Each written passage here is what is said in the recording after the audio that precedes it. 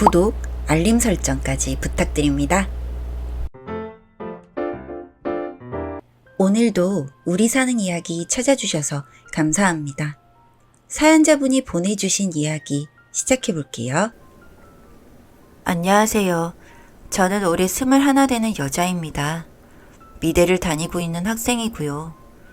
제가 다니는 곳이 이름만 대면 다들 아하며 고개를 세차게 끄덕일 수 있는 명문 대학교에 진학해서인지 아버지께서 동네방네 떠드느라 아주 신이 나셨습니다.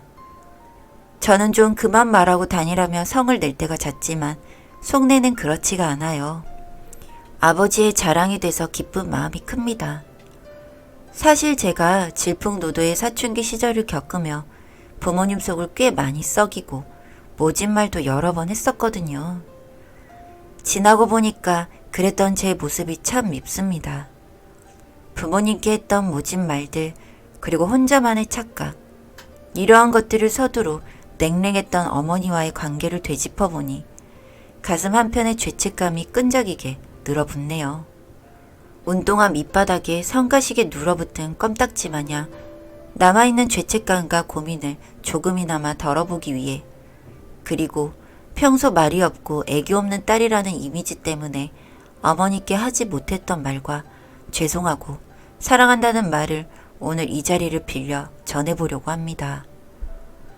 제가 사연을 보내게 된 결정적인 계기가 되어준 사건은 대학 합격 발표가 난 다음날 듣게 된 이야기예요. 저는 아버지와 단 둘이서 쪽파티를 열었습니다.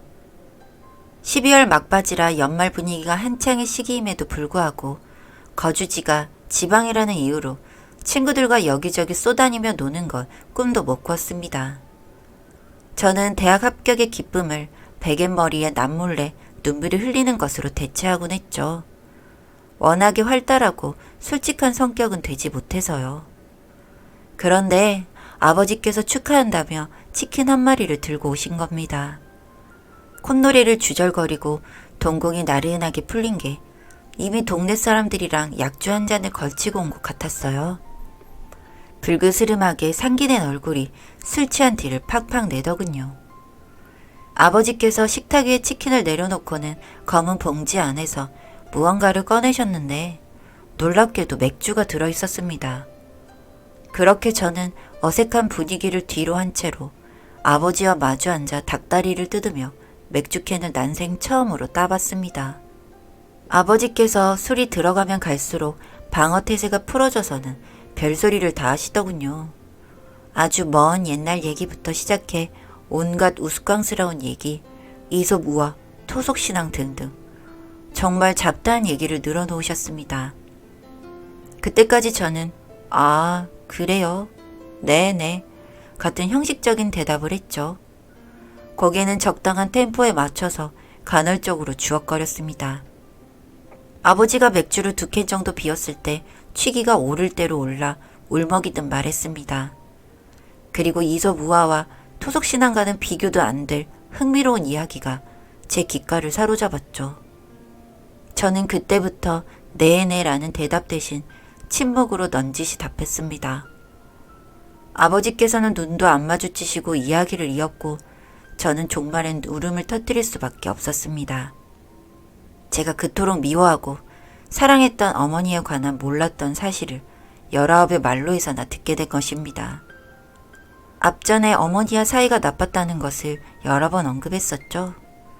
원래부터 사이 나쁜 모녀지간은 아니었습니다. 오히려 닭살 모녀라고 불릴 정도로 닭살 돋는 말도 많이 하고 모쪼록 정말 잘 지냈습니다. 사춘기를 겪기 전까지는 애교도 많았고 어머니가 하시는 말씀이라면 뭐든 척척 따르는 편이었죠.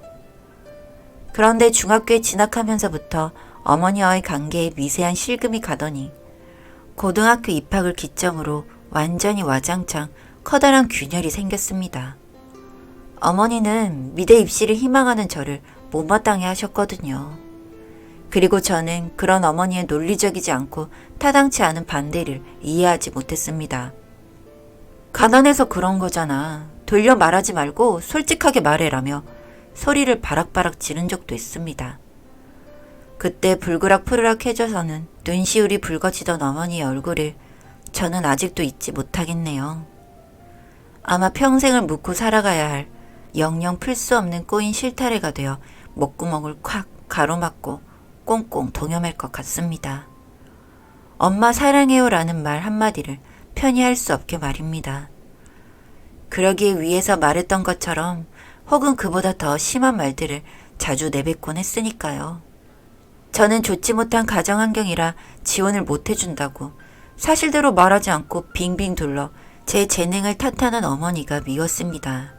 리땡 헤어 같은 이제는 미용실조차 프랜차이즈로 운영되는 시대에 굳이 이발소를 고집하는 부모님도 이해할 수 없었고요.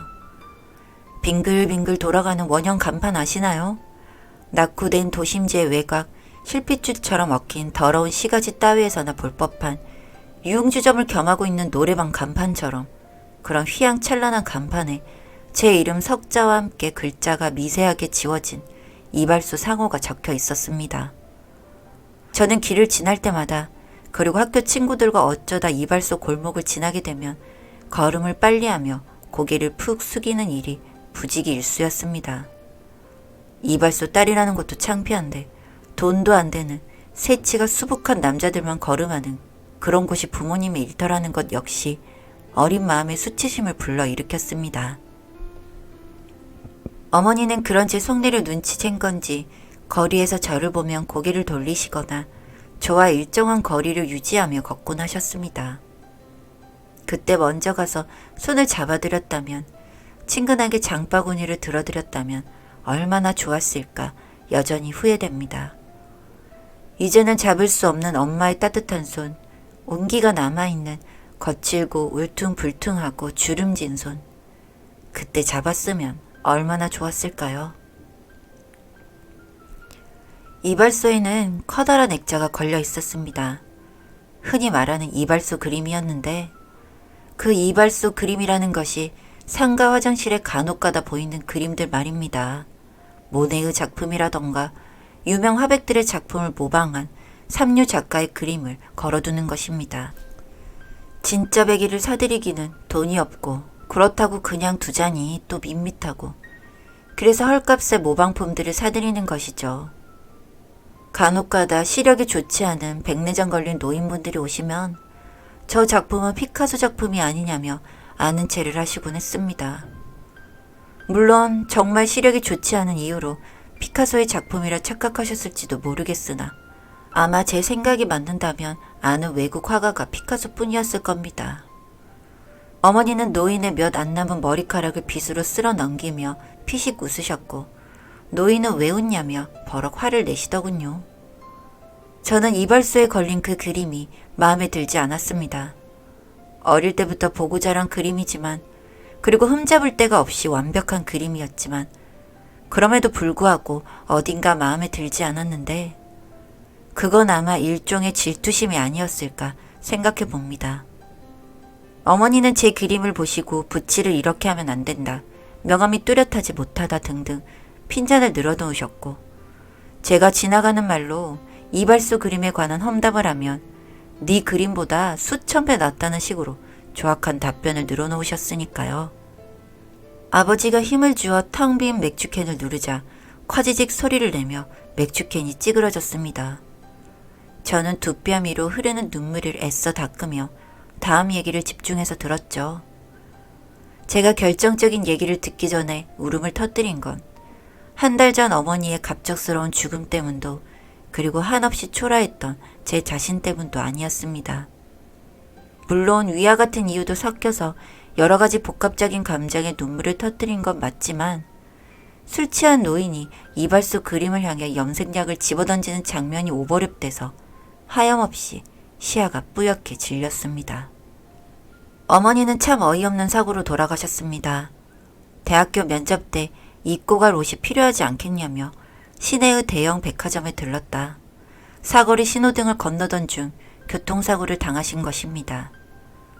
그때 저는 하루 종일 학원에 처박혀서는 붓질을 하고 있었고 휴대전화 전원도 꺼놓은 상태라 어머님의 임종을 지키지 못했습니다.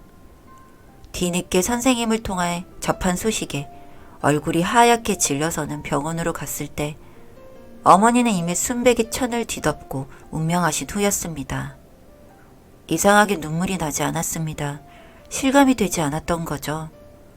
우렁차던 엄마의 목소리, 그리고 찌푸린 두 눈, 미간새에 피어나는 겹겹의 잔주름, 그리고 하도 약품을 많이 만져서 푸석푸석 거칠게 갈라진 어머니의 손이 더 이상 볼 수도 잡을 수도 없다는 것을 저는 실감하지 못했습니다. 학교에 결석 신고서를 내고 빈소를 지킬 때, 그리고 불 꺼진 이발소를 볼 때, 저는 그제야 비로소 어머니의 죽음을 실감하며 울었습니다.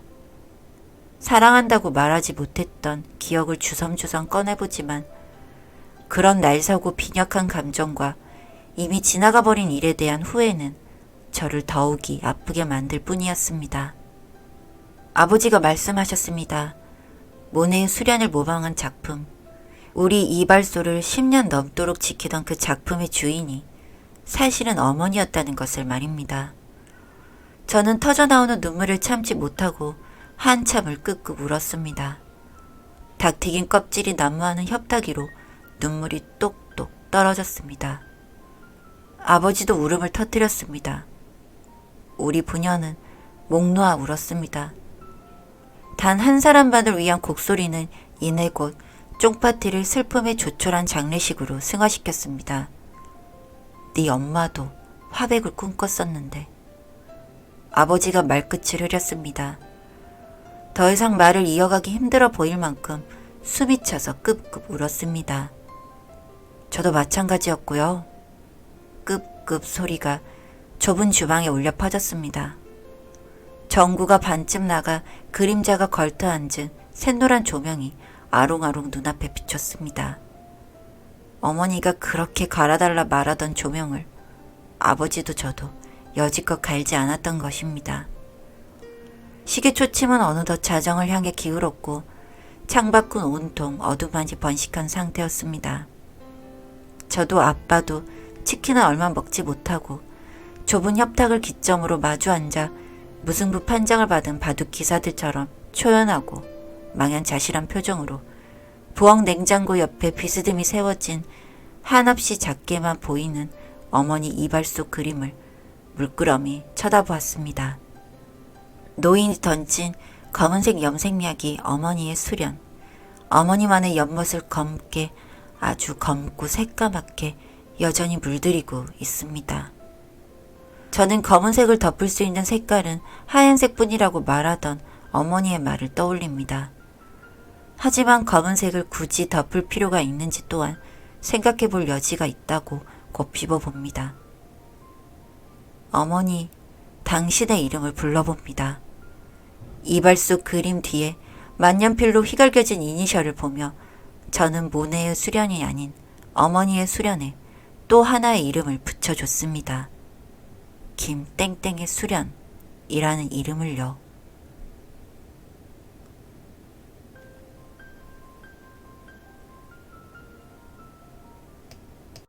사연은 여기까지였고요. 우리 사는 이야기 시청해주셔서 감사합니다.